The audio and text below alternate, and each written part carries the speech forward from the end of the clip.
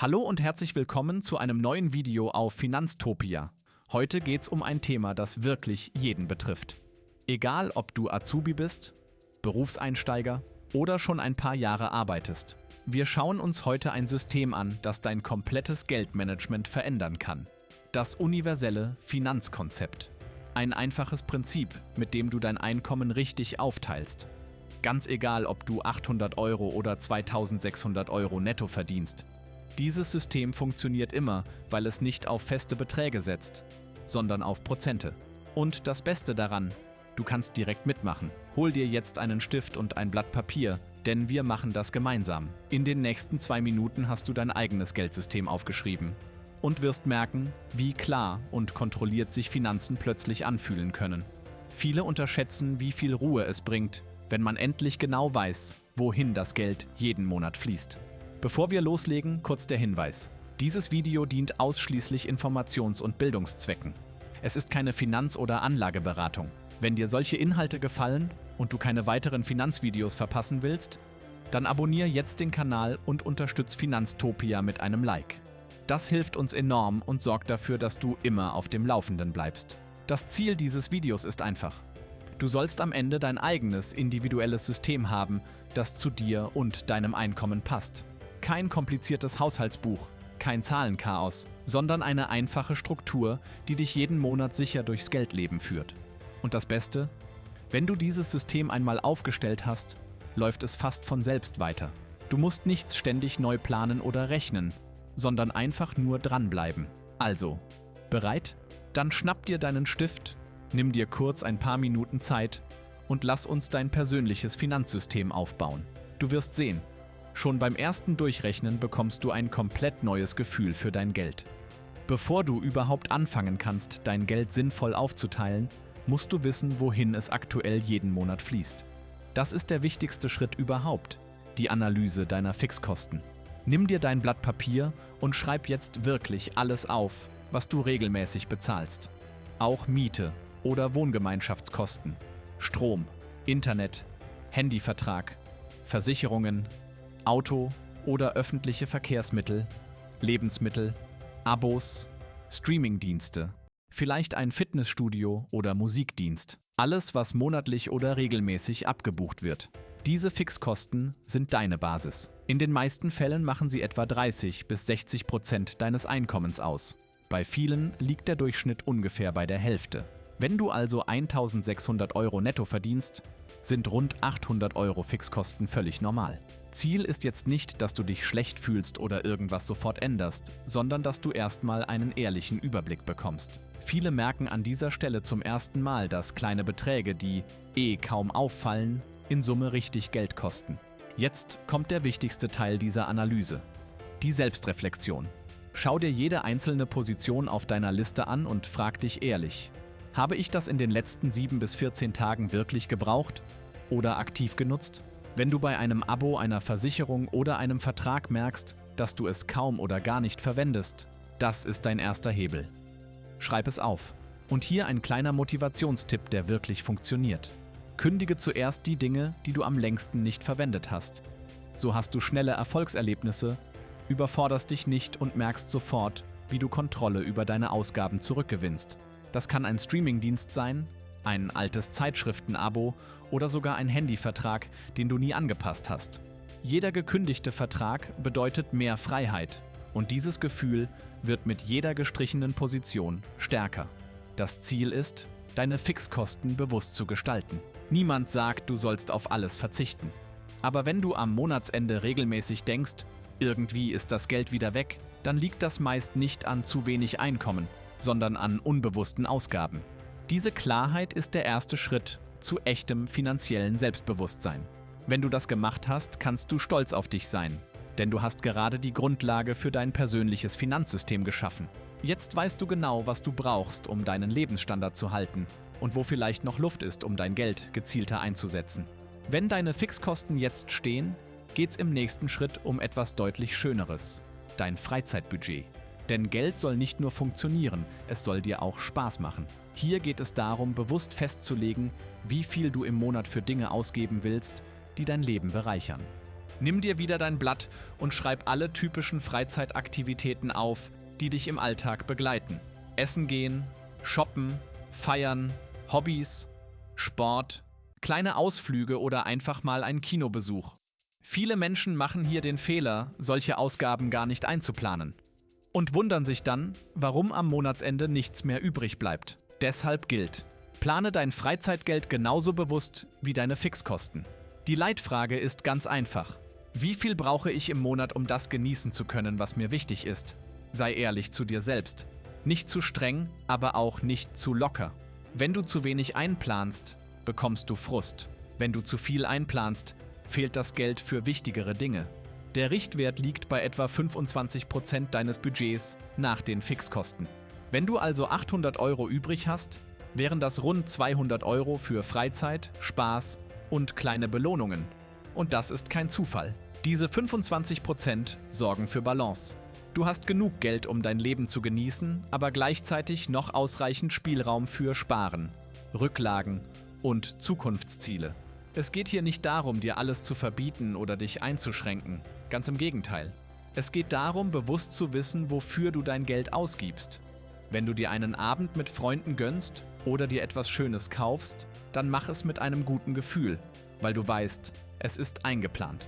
Viele, die dieses Prinzip ausprobieren, sagen später, dass sie sich zum ersten Mal wirklich frei fühlen. Nicht, weil sie mehr Geld haben, sondern weil sie wissen, dass sie alles im Griff haben. Bewusster Konsum ist kein Verzicht, sondern Selbstbestimmung. Du entscheidest, was dir Freude macht, und das hat einen Platz in deinem Budget. Wenn du dein Freizeitbudget jetzt definiert hast, bist du schon weiter als die meisten. Denn die meisten Menschen planen nur ihre Fixkosten, aber nicht, wie viel sie bewusst genießen dürfen. Und genau das führt am Ende zu Stress. Dieses System sorgt dafür, dass du Geld für alles Wichtige hast und trotzdem Spaß dabei. Jetzt, wo du deine Fixkosten und dein Freizeitbudget kennst, kommt der Teil, der dein gesamtes Geldsystem ins Gleichgewicht bringt: die Aufteilung des restlichen Budgets. Ab hier entsteht Struktur, und genau diese Struktur sorgt dafür, dass du jederzeit weißt, wohin dein Geld fließt. Nachdem du deine Fixkosten abgezogen hast, nimmst du das, was übrig bleibt, und definierst das als deine neuen 100%. Diese 100% teilst du jetzt auf 5 einfache, aber extrem wirkungsvolle Kategorien auf. Das ist das Herzstück dieses Systems. Und es funktioniert unabhängig davon, wie viel du verdienst, weil du mit Prozenten statt mit festen Summen arbeitest. Fangen wir an. 25% gehen an Konsum und Alltag, also das, was dein Leben angenehm macht. Kleidung, Freizeit, kleine Anschaffungen, Restaurantbesuche, alles, was Spaß bringt, ohne übertrieben zu sein. 20% gehören zum Bereich Sparen und Investieren. Das ist dein Geld für ETF-Sparpläne, langfristige Ziele oder finanzielle Freiheit. Selbst wenn du klein startest, wichtig ist, dass du anfängst. Weitere 20% gehen in den Notgroschen oder deine Sicherheit. Das ist dein Schutzpolster für Notfälle, kaputte Geräte, unerwartete Ausgaben oder den Fall, dass mal etwas schief geht. Diese Rücklage bewahrt dich davor, Schulden zu machen. Noch einmal 20% sind für Wünsche und größere Ziele gedacht. Also Dinge, die du dir in naher Zukunft gönnen möchtest. Urlaub, neue Möbel, vielleicht auch mal ein neues Handy oder etwas fürs Auto. Und die letzten 10% fließen in Bildung und Selbstentwicklung. Das ist der Bereich, den viele unterschätzen. Bücher, Online-Kurse, Seminare oder Fortbildungen. All das bringt dich langfristig weiter, oft sogar finanziell. Optional kannst du zusätzlich etwa 5% als kleinen Puffer lassen, für spontane Ausgaben oder Kartenzahlungen, die du im Alltag nicht immer im Blick hast. Wenn du diesen Puffer nutzt, bleibt dein System stabil, selbst wenn mal eine Woche teurer wird als geplant. Das Schöne an dieser Methode: Sie funktioniert wirklich für jedes Einkommen. Egal, ob du Azubi bist, im Berufseinstieg oder schon gut verdienst. Das Verhältnis bleibt gleich. Wer mehr verdient, spart einfach höhere Beträge. Wer weniger hat, spart kleinere Summen. Aber das Prinzip bleibt identisch. Und genau das macht es so stark. Mit dieser prozentualen Aufteilung hast du ein System, das flexibel bleibt, dich aber trotzdem diszipliniert. Du weißt jederzeit, ein Teil deines Geldes ist für heute, ein Teil für morgen und ein Teil für später. So entsteht finanzielle Balance. und die sorgt langfristig für Sicherheit und Freiheit zugleich. Damit du siehst, wie das Ganze in der Praxis aussieht, machen wir jetzt ein einfaches Beispiel mit realistischen Zahlen. Nehmen wir ein monatliches Nettoeinkommen von 1.600 Euro.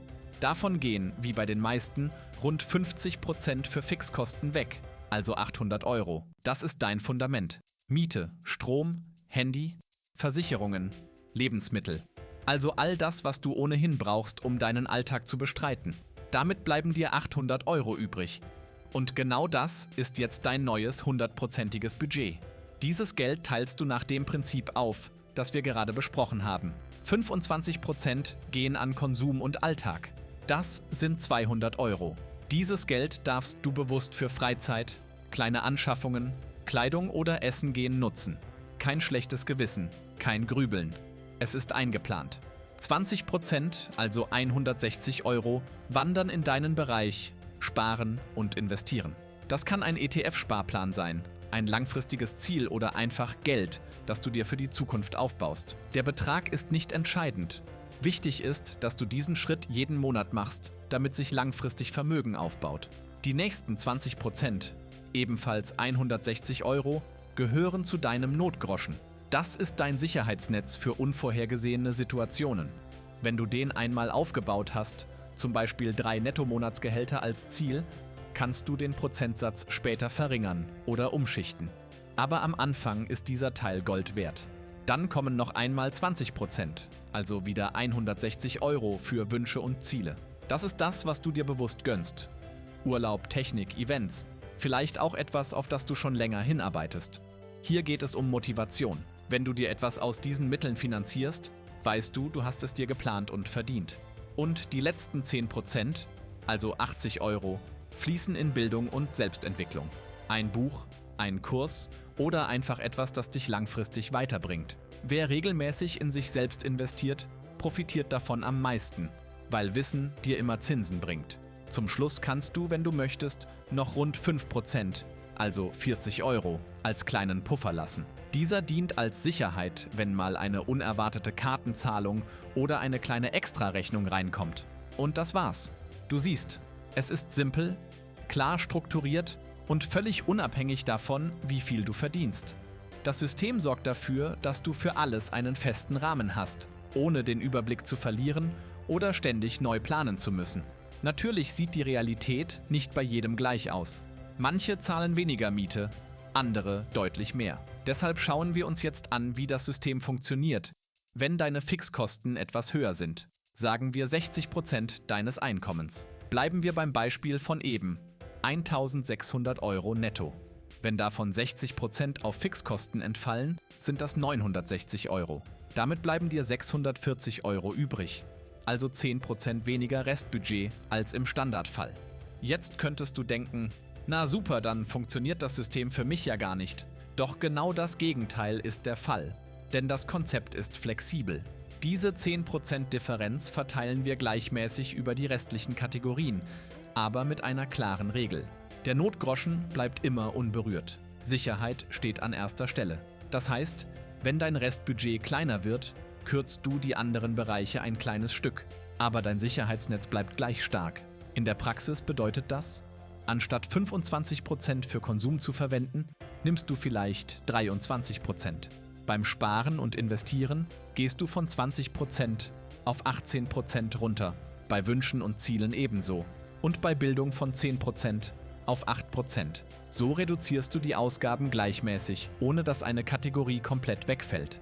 Das Schöne daran ist, du verlierst dadurch nichts Wesentliches. Du bleibst handlungsfähig, hältst dein System stabil und weißt trotzdem genau, wofür dein Geld da ist. Es gibt kein schlechtes Gewissen, weil du dir nichts streichen musst. Du passt nur die Gewichte etwas an. Und genau das ist der Unterschied zu starren Budgets oder komplizierten Haushaltsplänen. Dieses System atmet mit deinem Einkommen. Wenn du später mehr verdienst, kannst du die Prozente einfach wieder erhöhen oder den Überschuss gezielt in deine Notgroschen und deine Sparrate stecken. Das macht dich langfristig finanziell unabhängiger und stabiler. Und selbst wenn du aktuell knapp kalkulieren musst, allein der Fakt, dass du bewusst auf deine Ausgaben schaust und sie prozentual aufteilst, bringt dich automatisch in eine bessere Position als 90% der Menschen. Denn du hast Kontrolle, nicht dein Konto. Auch ganz egal, ob du 1000, 1600 oder 2500 Euro verdienst. Dieses System funktioniert immer, weil du es flexibel anpassen kannst. Und genau deshalb ist es universell. Jetzt, wo du dein System kennst und deine Aufteilung steht, kommt der wichtigste Schritt, die Umsetzung. Denn das beste Finanzsystem bringt nichts, wenn du es nur auf dem Papier stehen hast. Entscheidend ist, dass du es lebst. Und dafür brauchst du Routinen. Das einfachste Prinzip, das dich langfristig erfolgreich macht, lautet: Zahl dich zuerst selbst und dann den Rest der Welt. Das bedeutet, sobald dein Gehalt eingeht, überweist du zuerst Geld an dich selbst, bevor du Rechnungen oder Einkäufe bezahlst. Klingt simpel, verändert aber alles. Denn so stellst du sicher, dass du immer sparst. Nicht das, was am Ende übrig bleibt, sondern direkt einen festen Teil deines Einkommens.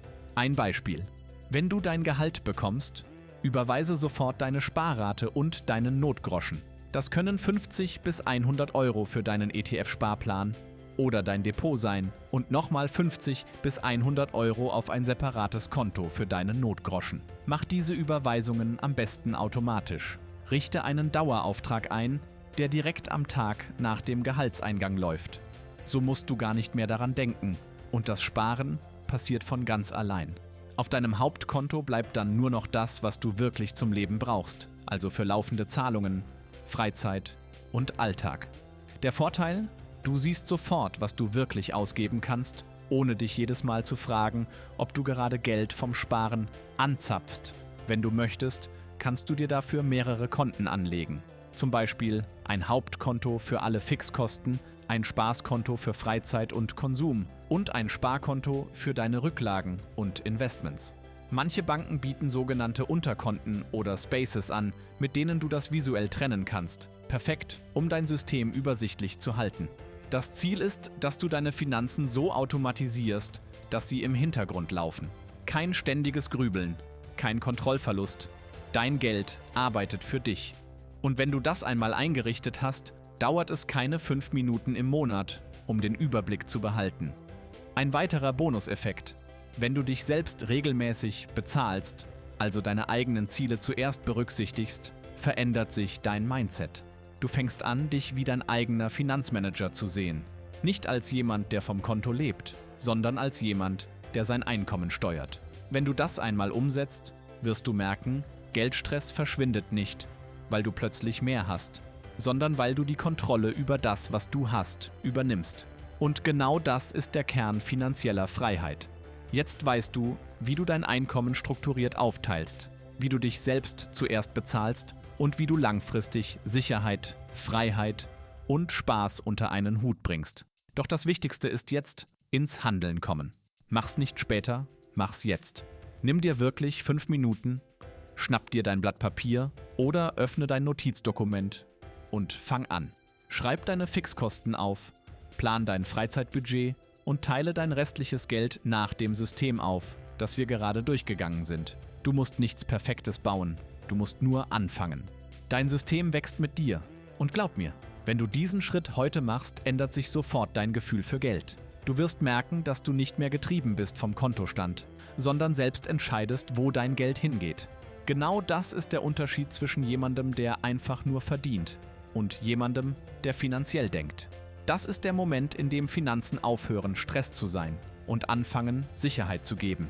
Wenn du diesen Weg weitergehst, wird sich nicht nur dein Kontostand verändern, auch dein Denken über Geld wird sich verändern. Probier das System einfach aus. Schreib mir unten in die Kommentare, wie du dein Einkommen aktuell aufteilst oder wie deine prozentuale Struktur aussieht. Ich bin super gespannt, wie viele von euch das direkt umsetzen und welche Erfahrungen ihr damit macht. Vielleicht hast du ja auch eigene Tipps, wie du dein Geld organisierst. Lass es uns wissen, damit andere aus der Community davon profitieren können. Und falls du Lust auf ein Folgevideo hast, in dem wir das Ganze noch tiefer aufbauen, also konkret darüber sprechen, wie man Sparen und Investieren automatisiert oder wie man Rücklagen clever anlegt, dann schreib einfach Teil 2 in die Kommentare. Wenn das viele interessiert, machen wir das als nächstes. Erinner dich dran, es sind nicht die großen Summen, die dich reich machen, sondern die kleinen Gewohnheiten, die du konsequent wiederholst. Fassen wir zum Schluss noch einmal alles Wichtige aus diesem Video zusammen, damit du das System wirklich verinnerlichst. Erstens, mach dir bewusst, wie hoch deine Fixkosten sind. Schreib sie auf, schwarz auf weiß. Nur wer seine Ausgaben kennt, kann sie kontrollieren. Zweitens, frag dich bei jeder Position, ob du sie in den letzten 7 bis 14 Tagen wirklich gebraucht hast. Wenn nicht, kündigen. Schritt für Schritt. Fang mit dem an, was du am längsten nicht genutzt hast. Und du wirst sofort spüren, wie befreiend das ist. Drittens, plane dein Freizeitbudget. Etwa 25% des Budgets nach Fixkosten sind ein guter Richtwert. Es geht nicht darum, dich einzuschränken, sondern bewusst zu wissen, wofür du Geld ausgibst. Viertens, teile dein restliches Geld in 5 einfache Kategorien auf. 25% Konsum, 20% Sparen, 20% Notgroschen, 20% Wünsche, 10% Bildung. Und wenn du magst, 5% Puffer. Fünftens, wenn deine Fixkosten höher sind, passt du die Prozente leicht an, aber dein Notgroschen bleibt immer unangetastet. Sicherheit hat Priorität. Sechstens, zahl dich zuerst selbst. Überweis deine Sparrate und deine Notgroschen direkt nach Gehaltseingang. Wenn du das automatisierst, wird Sparen zur Gewohnheit. Ganz ohne Disziplinstrick. Das Ziel dieses Systems ist klar: Struktur, Sicherheit und Freiheit. Du hast einen Plan, der funktioniert, egal ob du Azubi bist, Berufseinsteiger oder schon mitten im Arbeitsleben stehst. Es spielt keine Rolle, ob du 800 € oder 2600 € verdienst. Entscheidend ist, dass du Kontrolle hast, nicht dein Konto. Mich interessiert jetzt deine Meinung. Hast du dein eigenes System schon umgesetzt oder planst du es ab diesem Monat zu starten?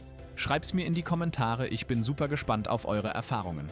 Und wenn du Lust auf ein Folgevideo hast, in dem wir gemeinsam Schritt für Schritt durchgehen, wie du dein Sparsystem automatisierst oder deine Notgroschen clever anlegst, dann schreib einfach Teil 2 unten rein.